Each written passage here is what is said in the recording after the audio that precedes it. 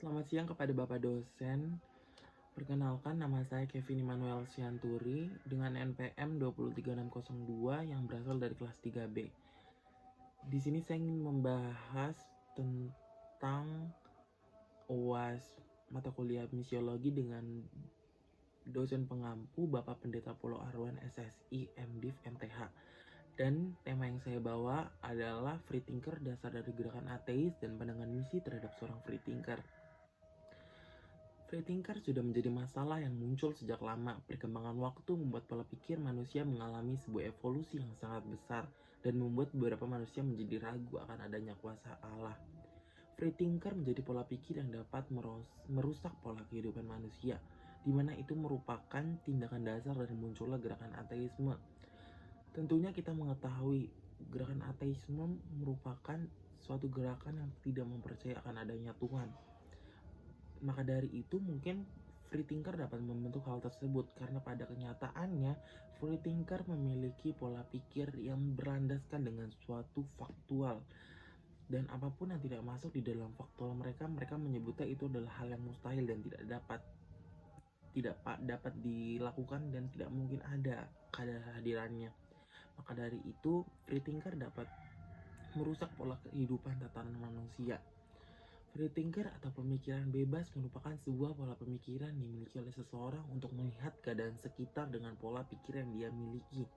Jika kita melihat dalam pengertian tokoh yang bernama Harvey Chesterfield, yang merupakan seorang ahli di dalam bidangnya, menyatakan bahwa seorang yang memiliki cara pikir free thinker cenderung hanya menilai semua kejadian berdasarkan persepsi mereka sendiri, persepsi yang mereka punya mengenai dunia dan seseorang, yang semuanya berlandaskan dengan sebuah fakta yang masuk di dalam akal mereka. Dan tentunya orang yang memiliki pola pikir free thinker tidak menerima sama sekali pendapat yang orang lain miliki, dan dia tidak mau mendengar pendapat-pendapat tersebut. Maka dari itu, orang yang memiliki pola free thinker itu kenyataannya sama dengan orang yang otoriter. Namun tidak dapat dipungkiri juga orang yang otoriter tidak semuanya memiliki pola pikir free thinker. Menurut Autumn's Modesty, free thinker merupakan kelompok orang yang memiliki cara pikir dan tindakan yang menurut mereka sendiri logis dan masuk akal dengan alasan yang jelas juga. Maka dari itu mereka dengan tegas menolak beberapa ajaran, dogma, bahkan sampai kepada tradisi yang menurut mereka sendiri tidak masuk akal. Mereka memiliki dasar pemikiran yang masuk ke dalam ilmu pengetahuan, logika dan akal. Tindakan free thinker sudah pasti akan membentuk kepribadian orang tersebut menjadi seorang yang tidak mempercayai keberadaan Tuhan. Karena menurut mereka semua ajaran-ajaran tersebut tidak memiliki dasar yang tidak masuk ke dalam pemikiran mereka. Maka dari itu, wajar seorang free thinker dapat menjadi seorang yang ateis. Sebelum kita masuk lebih dalam sebuah pembahasan free thinker itu sendiri, kita harus mengetahui dari mana munculnya sebuah gerakan free thinker sendiri. Free thinker pertama kali muncul di saat pemerintahan Roma Paus, di mana pada saat itu Roma Paus memiliki beberapa ajaran yang mereka nyatakan ke beberapa pengikutnya, dan di mana mereka sendiri menyatakan dan mendeklarasikan bahwa apapun yang mereka sebar kepada jemaat itu merupakan hal yang konkret dan tidak dapat disalahkan atau dipatahkan oleh beberapa ajaran yang lain. Dari situ muncullah free thinker. Selain itu juga free thinker juga eksis di negara Inggris, di mana tindakan pemikiran seperti ini masuk dalam beberapa bacaan, yang dimana beberapa bacaan itu bacaan-bacaan yang cukup terkenal di negara Inggris, di mana free thinker itu didukung, dan memang majalah itu menyatakan dukungan untuk sebuah gerakan tindakan penolakan terhadap agama dan Tuhan. Jika kita melihat kepada teori evolusi sosial Comte yang didasarkan kepada apa yang disebutkan, yaitu mengenai hukum 3 tahap, dan dalam pikirannya ia memiliki semua kepastian dan kekuatan hukum alam yang ditentukan dalam ilmu fisika. Hukum ini memberikan gambaran bahwa setiap budaya manusia bergerak melalui 3 fase berbeda di dalam pertumbuhan menuju sebuah kedewasaan. Seperti halnya hewan juga mendapatkan fase-fase tersebut. Fase pertama bagi Comte adalah fase religius atau tahayul, di mana dunia dan tempat manusia di dalamnya dijelaskan dalam istilah dewa dan roh. Dalam fase ini menurut Comte mirip dengan masa kanak-kanak yang perlu kita alami dan kita rasakan, tetapi sebagian besar berfungsi sebagai sebuah batu loncatan ke fase berikutnya yang lebih maju menurut definisi lebih bermanfaat. Yang selanjutnya adalah fase kedua, di mana di sini mulai filsafat menggantikan agama sebagai wacana dominan untuk klaim kebenaran, juga memiliki kegunaan diri sendiri dengan penekannya pada logika dan penerapan akal. Fase ini cenderung menjawab pertanyaan tentang hakikat manusia dan alam semesta dari segi esensi dan abstraksi lainnya. Tetapi mungkin dimulai dari fase ini orang-orang free thinker mungkin mulai bermunculan karena pada masa ini filsafat lebih mendominasi daripada agama di dalam pikiran mereka. Maka dari itu terciptalah pola pikir free thinker. Yang selanjutnya dan terakhir adalah fase ketiga, yang dimana Comte menjuluki fase ketiga ini sebagai fase zaman positivis, di mana pemikiran dan metodologi ilmiah menggantikan semua metode lain untuk menemukan kebenaran yang menjanjikan kebahagiaan bagi manusia. Comte melihat kepada suatu masyarakat sebagai suatu bentuk dari keseluruhan kehidupan yang tentunya memiliki keterikatan antar satu dengan yang lainnya. Maka dari itu, Comte memperkenalkan metode atau fase yang dia miliki mulai dari suatu pengamatan yang mengandung sebuah fakta. Di dalam pengertiannya, mengenai positivisme yang dimana diartikan sebagai bentuk pemikiran yang menekankan pada aspek faktual pengetahuan, yang dimana juga positivisme sendiri memiliki penjabaran yang jelas dengan cara landasan pola pikir yang faktual. Bahkan sekali mereka menolak cara pikir yang didasarkan oleh landasan filosofis dan metafisik, melainkan mereka teguh dengan pola pikir yang memiliki landasan faktual pengetahuan. Maka dari itu Comte hadir untuk menjelaskan semua konsep dan metode ilmu yang dia pakai untuk menjelaskan semua kehidupan kolektif manusia. Banyak sekali nilai-nilai yang muncul ketika hadirnya positivisme, mulai dari kemampuan manusia di dalam suatu pengetahuan yang dimana dapat dijelaskan dengan konkret dan mutlak. Tindakan positivisme juga menghadirkan tindakan aktif dan kreatif yang ada di dalam diri manusia. Mulai dari fase kedua sampai fase ketiga itu mungkin hadir beberapa evolusi yang hadir di dalam hidup manusia, yang membuat beberapa manusia akhirnya memiliki sebuah atau tindakan pemikiran bahwa mereka memiliki ilmu pengetahuan yang mungkin bagi mereka diri sendiri dapat menjawab beberapa itu dan mematahkan apa yang sebelumnya diberitakan oleh firman Allah melalui Alkitab. Maka dari itu mungkin orang yang memiliki pola pikir free thinker mungkin akan berbentuk sebagai ateis dan mereka meragukan akan adanya kuasa Allah. Comte merupakan salah satu tokoh aliran positivisme yang paling terkenal. Kaum positivis percaya bahwa masyarakat merupakan bagian dari alam, di mana metode-metode penelitian empiris dapat dipergunakan untuk menemukan hukum-hukum sosial kemasyarakatan. Aliran ini memiliki sumber evolusi yang dimulai dari evolusi Prancis. Pola-pola pikir free thinker mungkin mulai hadir. Terlebih beberapa evolusi membawakan dampak yang mematahkan apa dari isi firman Allah di dalam Alkitab. Maka dari itu mungkin free thinker menjadi suatu gerakan yang berbahaya bagi elemen masyarakat, dikarenakan free thinker hanya berlandaskan kepada ilmu pengetahuan tanpa mengimani apa yang mereka imani. Karena pada dasarnya orang-orang pola free thinker tidak memiliki kehikmatan dalam hidupnya sendiri. Kita melihat ke dalam sebuah permasalahan sejarah, free thinker Amerika memperoleh sebagian besar kekuatan dari inklusivitas yang mencakup banyak bentuk kepercayaan rasionalis. Sering didefinisikan sebagai ketiadaan sosial kepercayaan kepada Tuhan. Free thinker dapat lebih baik dipahami sebagai sebuah fenomena yang berjalan secara keseluruhan.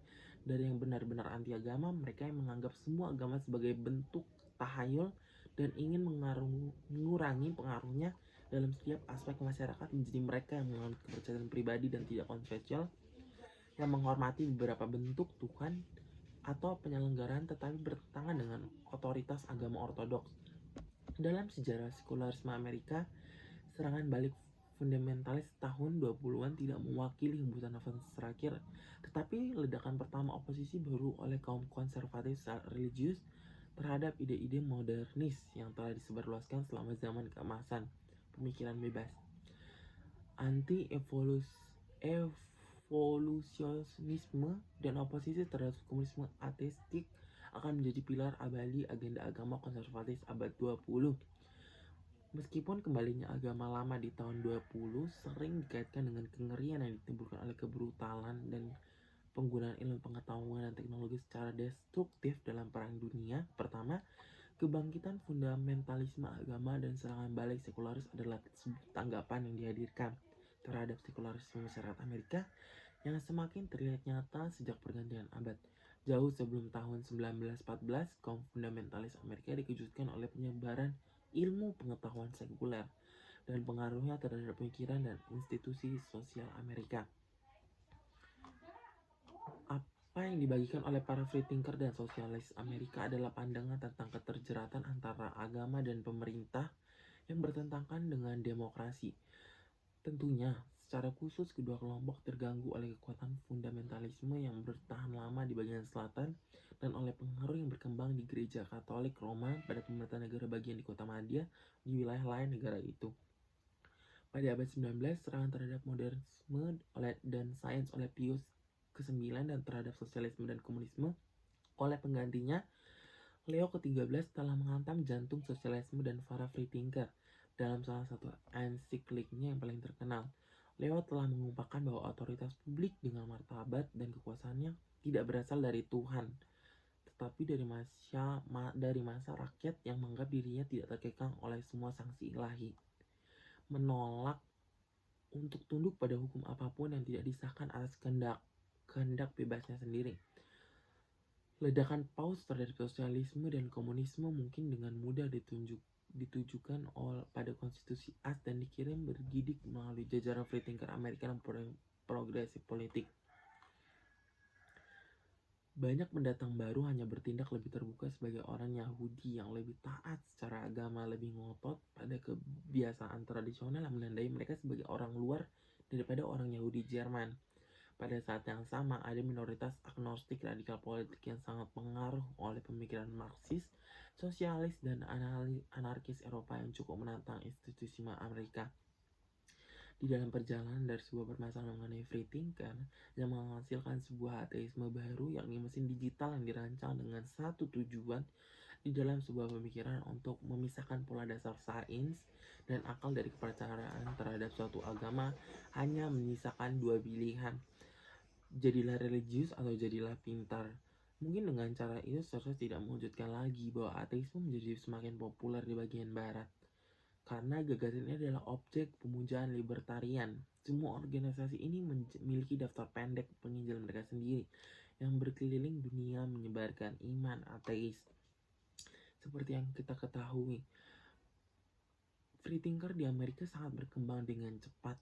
Mungkin free thinker tersebut didukung dengan adanya beberapa golongan-golongan yang dari di luar Amerika sendiri yang mendukung penyebaran pola pikir free thinker, karena pada dasarnya permasalahan-permasalahan mengenai pemerintahan, agama, sosial, dan politik itu sangat-sangat sekali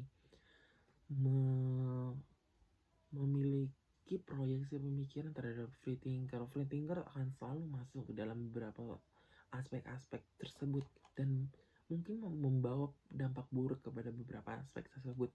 Maka terjadilah suatu pernyataan yang sangat mengejutkan bahwa pola pikir free thinker menyebar dengan cepat di Amerika, bahkan di bagian barat, hingga masuk kepada negara kita sendiri, mungkin Indonesia. Beberapa orang Indonesia mungkin memiliki pola pikir free thinker yang mungkin mempertanyakan tentang beberapa agama Tuhan karena mereka sendiri tidak mempercayai itu.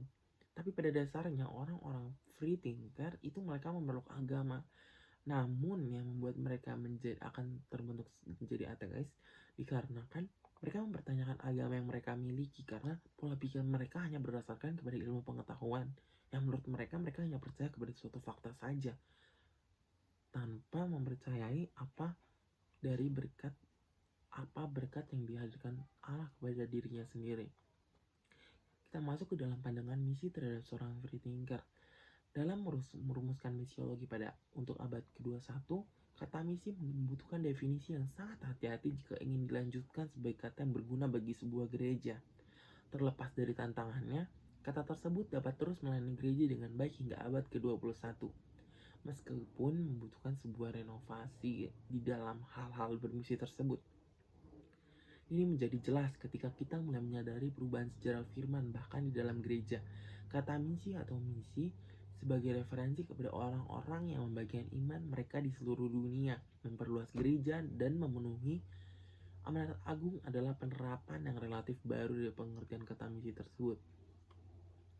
Sampai saat itu, misi dipergunakan secara eksklusif dengan mengacu pada doktrin Trinitas, yaitu tentang pengiriman putra oleh Bapa dan Roh Kudus. Singkatnya, kata misi adalah awalnya tentang Tuhan dan inisiatif penebusan, bukan tentang kita atau apa yang kita lakukan. Namun dalam penggunaan yang populer dalam gereja, tampaknya misi sekarang telah merujuk hampir secara eksklusif pada berbagai tugas yang sedang dilakukan gereja dalam beberapa tahun terakhir. Terutama dengan munculnya pernyataan misi gereja yang dimana kata misi telah diperluas kembali lebih jauh lagi, yang berarti segala sesuatu yang harus dilakukan gereja.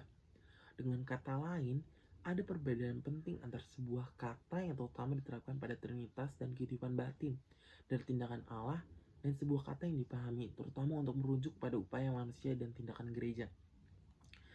Hampir sejak awal misiologi sebagai sebuah disiplin ilmu yang modern telah didominasi oleh ilmu sosial.